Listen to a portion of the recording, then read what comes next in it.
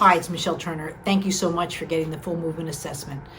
The following tutorial is just a short explanation of the 5 videos that I need from you so I can do the best evaluation I can for your child. I will need 1 for vision, right? And I'm going to be explaining this.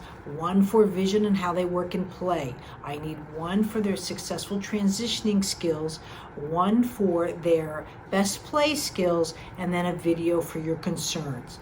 Thanks, and let's go to it. The first video that I need to see is how your child processes and moves with vision.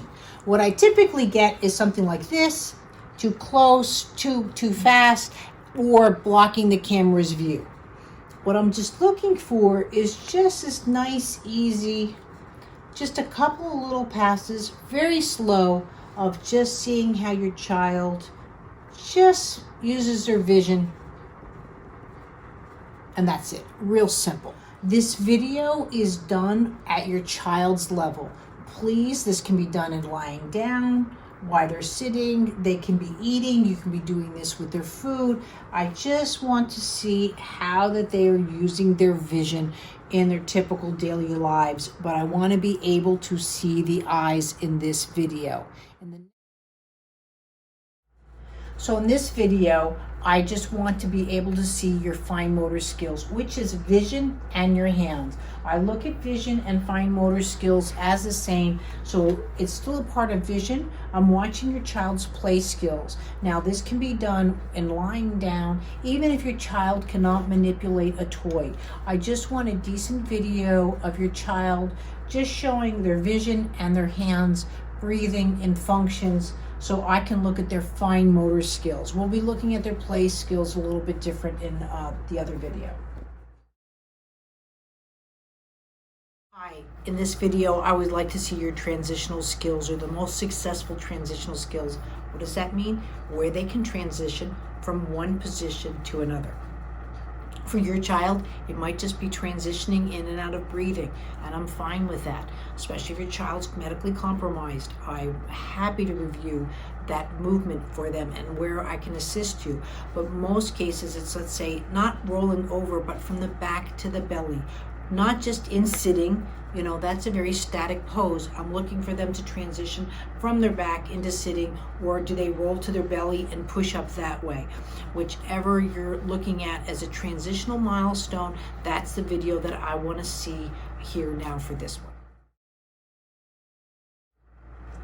I want to see how your child is putting it all together. I would like a good video on their play skills, how they're playing with the dog, with their brother, anything like that. I don't need to have the eyes per se. I want to see how they're using their social body languages. And I get it. Again, you might have a child that's very low tone or high tone, and they can't get up, they're not as mobile. I am fine with that.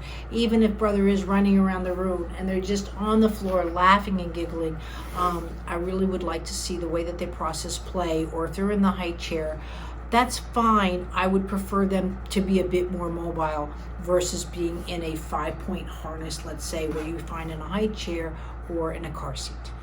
I would like to say, though, where I would not like to see is where they're restricted emotionally or socially. So if the TV is on and you've got that big 65-incher and your child's just like this, that's not playing, and I'm not seeing how they're using their movement. I'm here to see how they use, and you might say the otherwise, they're not using their movement.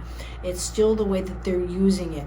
If they're really in a 5-point harness of some sort, and a bouncy, those kind of things, I get it. You might think that, oh, my child's jumping, or with the toy bar, and I really can't see part of their body, how they're using their pelvis. That's not the video that's for me at this time.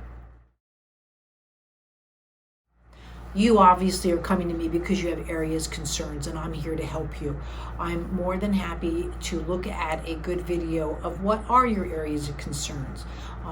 pronated feet, a lazy eye, maybe a curvature of the spine.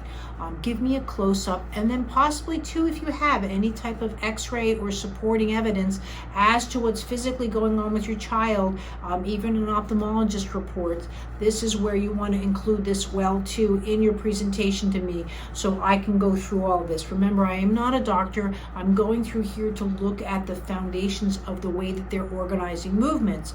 Yes, they could have structural issues going on. That still doesn't mean that they can't move into the next movement, and that's where you would put that in this video. Thank you.